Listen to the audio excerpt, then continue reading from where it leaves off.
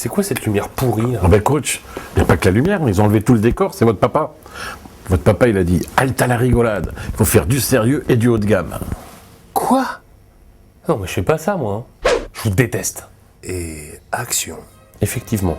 Merci de nous être fidèles, d'être fidèles à l'émission, mais également à votre site de cinéma préféré, allociné.com. Aujourd'hui, nous allons vous parler cinéma en compagnie de notre spécialiste Grégoire. Je me retourne d'ailleurs vers lui. Bonjour Grégoire, comment allez-vous? De quel film allons-nous parler aujourd'hui? Eh bien aujourd'hui, nous allons traiter d'une œuvre francophone, je vais parler de Léon.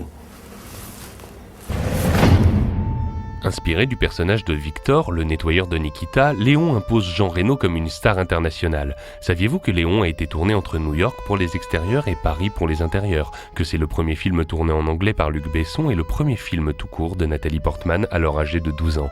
Que Liv Tyler avait passé le casting pour le rôle de Mathilda? Ou encore que les scènes chargées de tensions sexuelles entre elle et Jean Reno seront coupées dans la version américaine du film? Saviez-vous également que Maïwenn Lebesco, alors compagne de Luc Besson, apparaît au début du film? Qu'une version rallongée de 20 minutes sortira en salle en 1996, ou encore que Luc Besson, Jean-Hugues Anglade et Samina Seri apparaissent furtivement à l'écran, ce dernier y faisant ses débuts d'acteur, joue masqué l'un des membres du SWAT.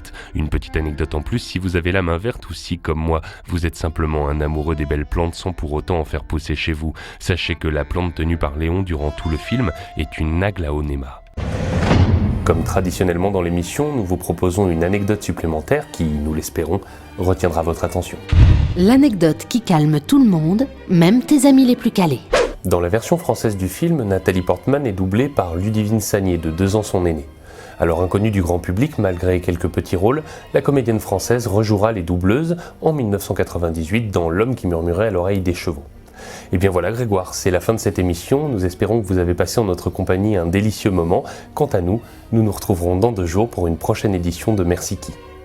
Au revoir.